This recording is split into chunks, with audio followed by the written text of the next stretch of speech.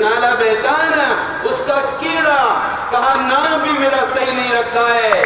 تیسری چیز قرآن کی تعلیم تو کیا، ہم نے قرآن دیکھا بھی نہیں ہے، قرآن کیسا ہے؟ امیر المومنین کوڑا نکالے، کہا بیٹے پر کوڑا نہیں لگے گا، اب کوڑا تو باپ پر لگے گا، اب کوڑا باپ پر لگے گا۔ میرے بھائیوں، شادی کا بھی انتخاب کرو تو صحیح انتخاب کرو۔ آج ہمارا ماحول، ہماری سوسائٹی، آج ہمارے اس موبائل اینڈرائڈ نے ہمیں اور آپ کو تباہ کر دیا ہے۔ آج اس کے ذریعے سے ہماری عزت، ہماری معزز گھرانے کی ہماری ماں بہنیں بھی نہ جانے کن حالات سے اپنی زندگی کو گزار رہی ہیں۔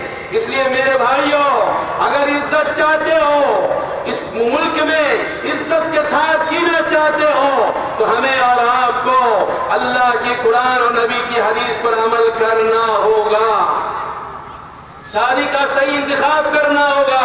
میرے نبی نے کیا فرمایا؟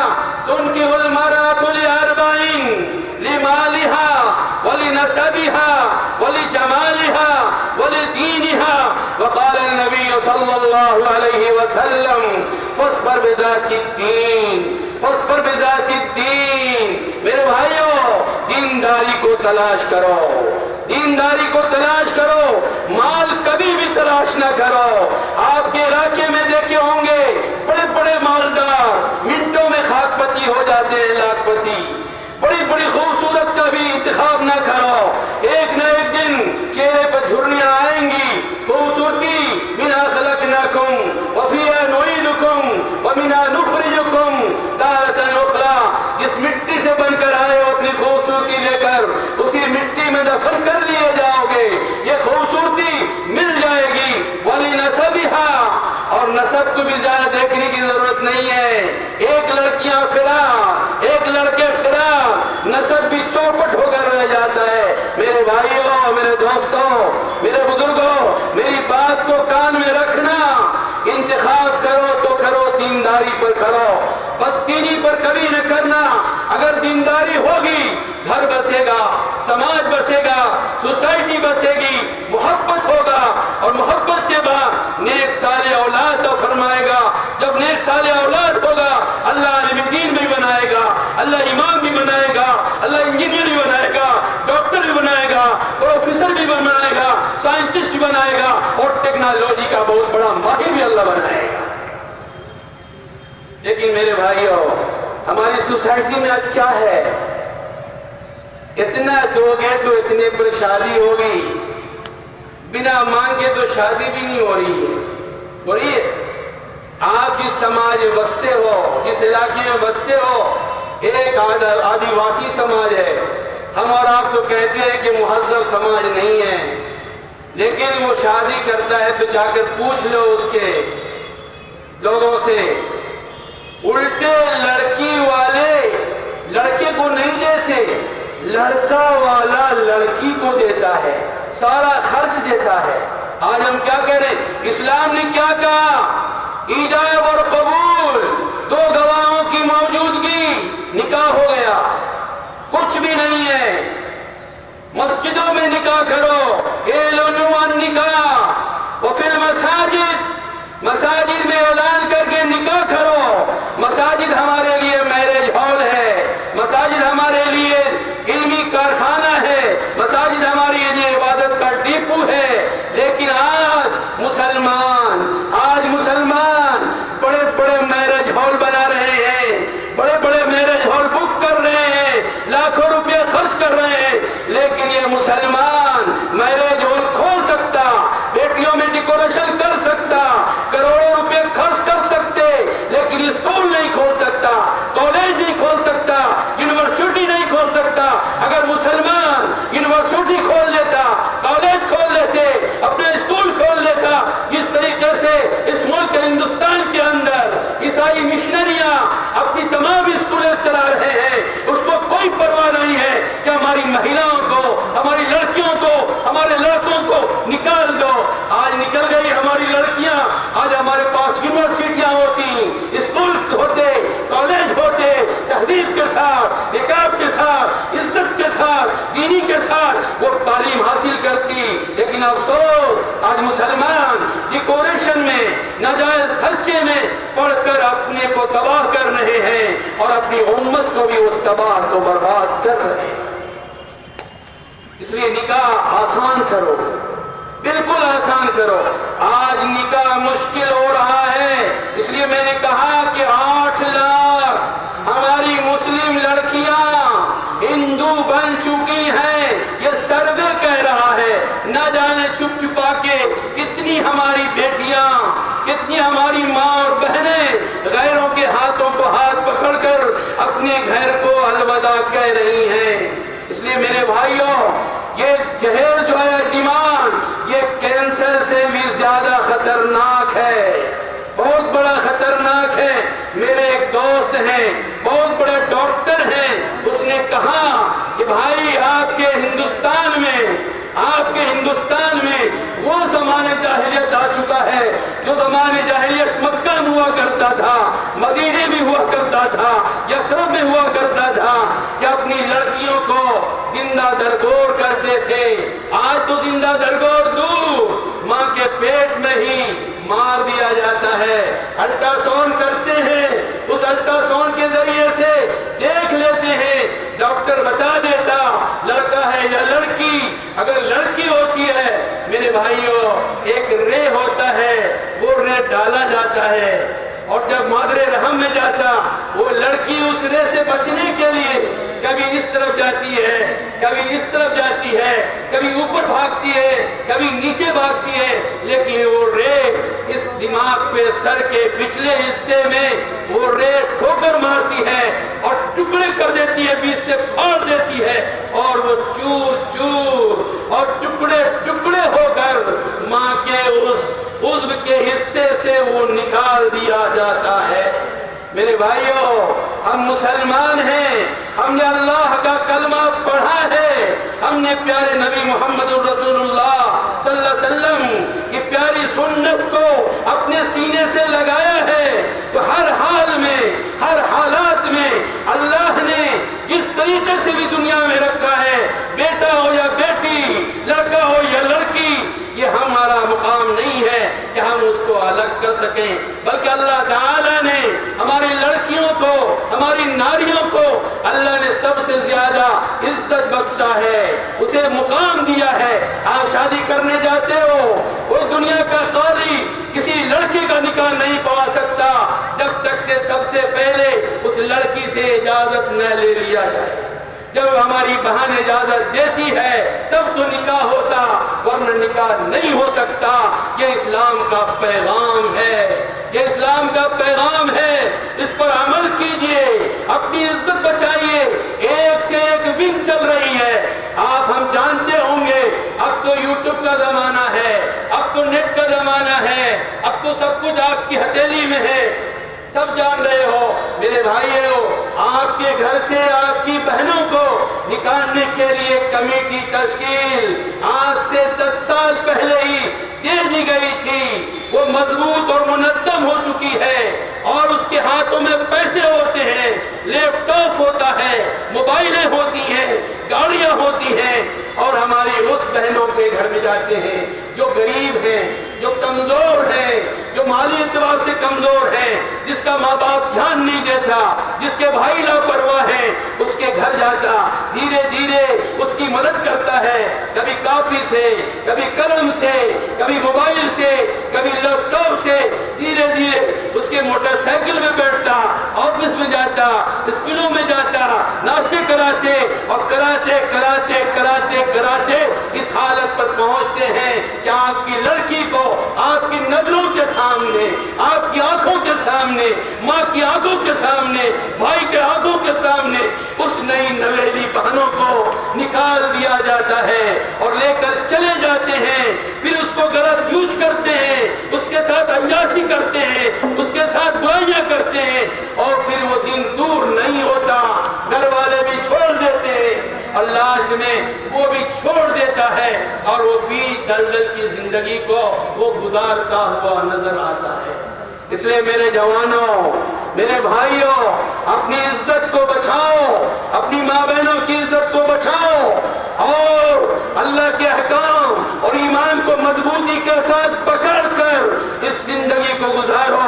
حضرت فاطمہ الزہرا اپنے حجرے میں تشریف فرما ہے، کچھ صحابی کے ساتھ آقا نامدار محمد الرسول اللہ صلی اللہ علیہ وسلم تشریف لے جاتے ہیں، پڑلی کھٹکھٹاتے ہیں، آواز نہیں آتی، آپ باہر چلے جاتے ہیں۔ فاطمہ الزہرا آتی ہیں، جھڑوکے سے دیکھتی ہیں کہ میرے والد محترم تھے، میں نے کچھ آواز نہیں دی، پھر آواز دیتی ہیں، ابا ابا والد صاحب یا محمد۔ اللہ کے نبی پیچھے پلٹتے ہیں، تشریف لاتے ہیں، اکیلے سمجھ جاتے ہیں اے فاطمہ اس وقت آئے تو دروازہ نہیں کھولا۔ اے اللہ کے نبی، اے اللہ کے نبی، آپ کے بغل میں آپ کے صحابی تھے، قل للمؤمنین یغضضن من ابصارہن ویحفظن فروجہن وقل للمؤمنین یغضضن من ابصارہن۔ آپ پر یہ قرآن کی آیت اتر چکی ہے اور میرے پاس کپڑے ڈھکنے کے کوئی چادر نہیں ہے، کوئی کپڑے نہیں ہیں۔ اللہ کے نبی نے اپنے چادر مبارک کو اندر پھینکا، فاطمہ الزہرا اس چادر سے لپٹ گئیں، اندر نبی آئے، نبی اپنے سینے سے اس دل کے پاس فاطمہ الزہرا کا یہ چبڑا رکھا، اللہ کے نبی چمٹ گئے، فاطمہ بھی رو رہی ہیں اور محسن کائنہ محمد رسول اللہ صلی اللہ علیہ وسلم کے آنکھوں سے آنسو گر رہا ہے۔ نبی ہے، کائنات کے نبی ہیں، آج ان کے پاس بھی کپڑا نہیں اور کیا کہہ رہے ہیں، بیٹی تم بھی بھوکی ہو، تیرا باپ بھی بھوکا ہے، 3 دن سے کھانا نہیں کھایا ہے، 3 دن سے کھانا نہیں کھایا ہے۔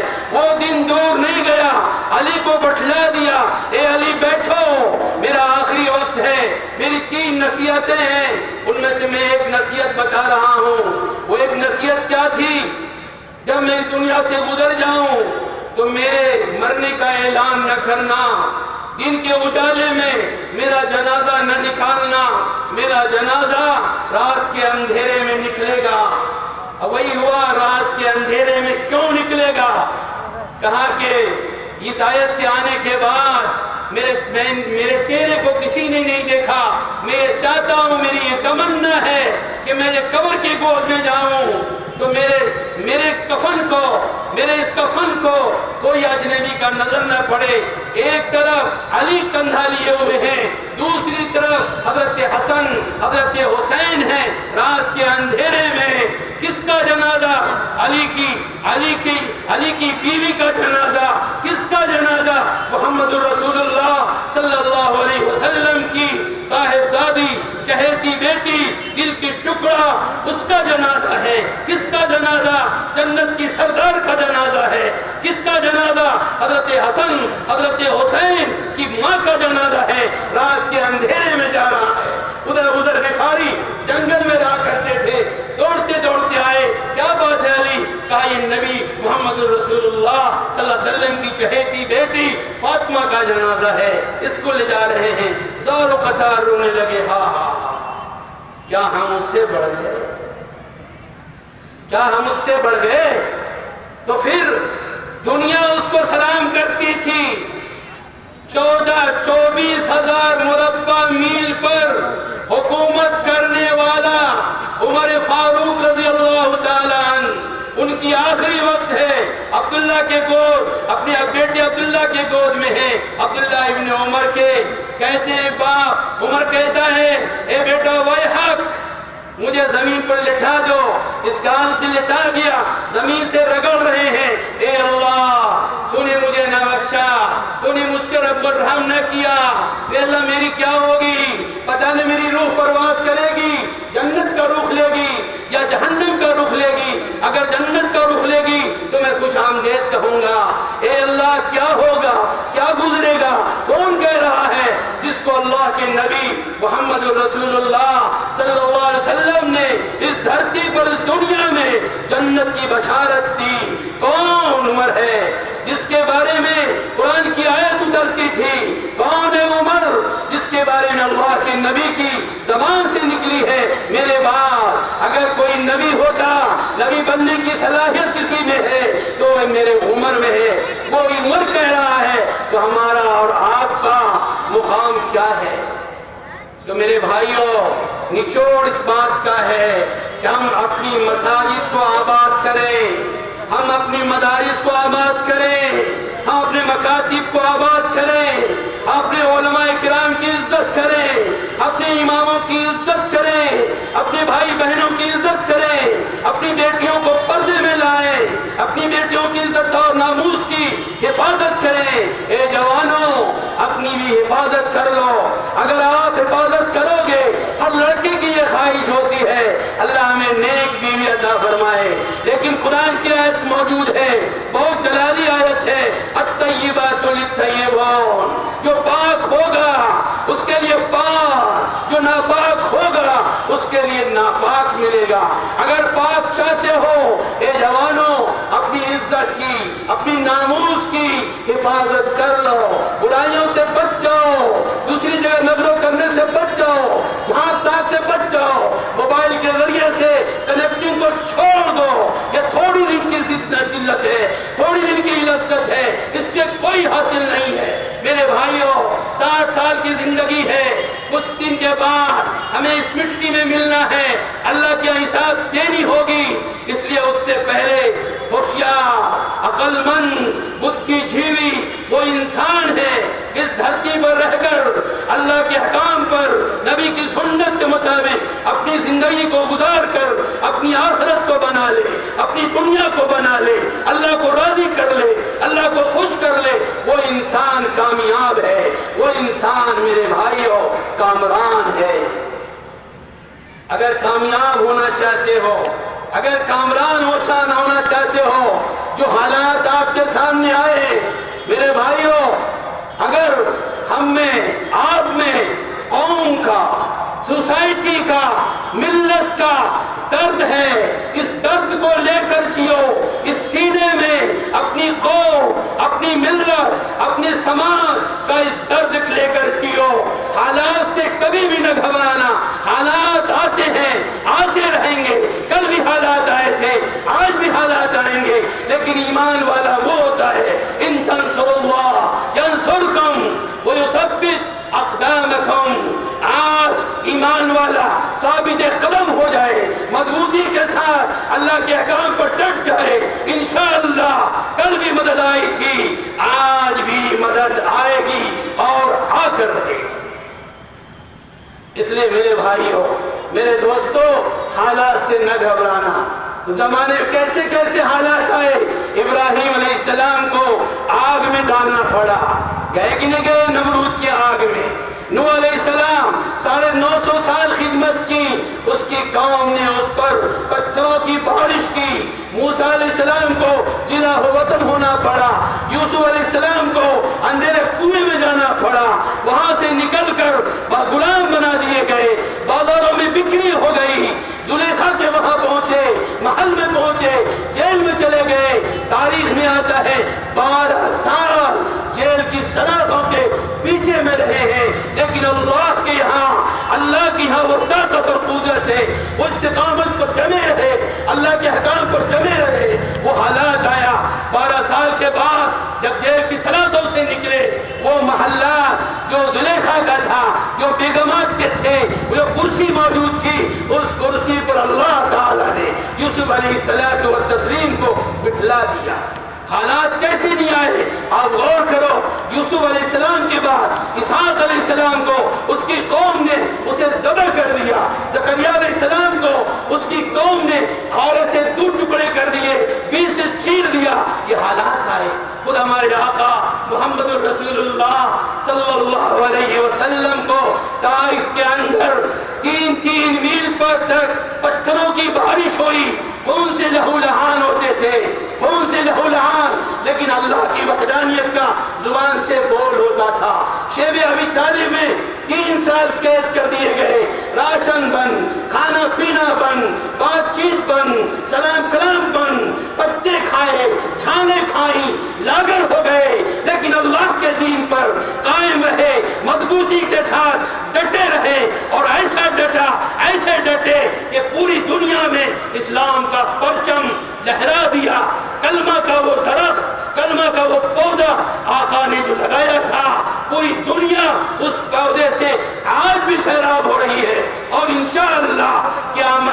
سیراب ہوتی رہے گی، کوئی اس کو روک نہیں سکتا، کوئی اس کو ٹوک نہیں سکتا۔ بڑے سے بڑا ظالم آیا۔ خود میرے بھائیوں، اس ملک ہندوستان میں وہ حکومت کس کی تھی جس کے زمانے میں سورج نکلتا تھا اور سورج ڈوبتا تھا، اس پر وہ حکومت تھا۔ آپ کے بزرگوں نے، آپ کے علماء نے، آپ کے محقق نے، آپ کے مدثر نے، آپ کے آباء و اجداد نے، بے سر و سامانی کے عالم میں کوئی ہتھیار نہیں تھا۔ یہ مسلح پر بیٹھتے تھے، مسجد کے گنبدوں کے نیچے بیٹھتے تھے، مدارس کے چہار دیواریوں میں رہتے تھے، لیکن اس بڑی طاقت سے اس نے لوہا لیا اور وہ دن آیا کہ 47 کے اندر اس ہندوستان کو آزاد کرا کے دم لیے۔ وہ حالات بھی ہم نے دیکھا ہے، آپ نے دیکھا ہے، تاریخ پڑھیے، تاریخ کو دیکھیے۔ حالات سے نہیں گھبرانا ہے، لیکن صرف اس بات کی ضرورت ہے، صرف اس بات کی ضرورت ہے کہ ہمیں اس پر ڈٹنا ہوگا۔ قرآن کہتا ہے وَكَأَيٍّ مِّن نَّبِيٍّ قَاتَلَ مَعَهُ رِبِّيُّونَ فَمَا وَهَنُوا لِمَا أَصَابَهُمْ فِي سَبِيلِ اللَّهِ۔ اللہ کے راستے میں نہ جانے کیسے کیسے لوگ تکلیفیں اٹھائیں، نبیوں کی شہادتیں ہوئیں۔ وَمَا ضَعُفُوا وَمَا اسْتَكَانُوا، ان حالات کے باوجود وہ پست ہمت نہ ہوئے، نہ وہ گھبرائے، نہ وہ ڈرے، نہ دلوں کے اندر اس کو خوف آیا۔ اگر خوف تھا، اگر ڈر تھا کسی کا تھا تو اللہ وحدہ لا شریک لہ کا تھا۔ اللہ قرآن میں کہتا ہے الذین قال لهم الناس ان الناس قد جمعوا له فاخشوهم فزادهم ایمانا۔ صحابہ کہتے ہیں کفار کہا کرتے تھے ہمارے پاس حکومت ہے، ہمارے پاس فوج ہے، ہمارے پاس زمینیں ہیں، ہمارے پاس جائیداد ہے، ہمارے پاس اسباب ہے، ہمارے پاس طاقت ہے، ہم چاہیں گے منٹوں میں کچل دیں گے، مٹا دیں گے، ہستی سے ختم کر دیں گے۔ اسی خانہ کعبہ کے چہار دیواری کے بیچ میں میرے نبی کو پھانسی دینے کی بھی کوشش ہوئی ہے، لیکن اللہ کے ہاں یہ منظور نہیں تھا۔ الصحابہ کہتے ہیں یہ حالات ہم دیکھتے تھے، مسکراتے تھے۔ الذین قال لهم الناس ان الناس قد جمعوا لهم فاخشوهم فزادهم ایمانا۔ جب ادھر سے یہ باتیں ہوتی تھی ڈرانے کی، گھبرانے کی، ٹورچر کرنے کی، تو اللہ تعالیٰ میرے ایمان کو اور بڑھاتا تھا۔ کیوں بڑھاتا تھا؟ کہ اس ایمان پر جمتے تھے۔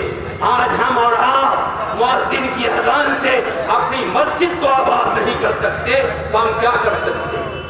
میرے بھائیوں ایک بات کہہ کے میں ختم کرتا ہوں۔ سارے مولانا نے جتنے آئے آپ سے کہا کہ یہ جلسہ عیدگاہ کے متعلق ہے، آپ کو کچھ دینا ہے۔ میرے بھائیوں کچھ دینا ہے۔ میں ایک حیدرآباد کا ایک واقعہ سناتا ہوں۔ ایک حیدرآباد کے رئیس ہیں، اسی اپنے کیمپس میں ایک مسجد بھی بنوائی ہے، مسجد میں امام بھی رکھا ہے۔ مسجد کا امام اس کی اہلیہ بیمار ہو گئی، وہ چھٹی پر چلے گئے۔ اس رئیس نے اپنی بچی کی شادی میں 6 کروڑ روپے خرچ کی۔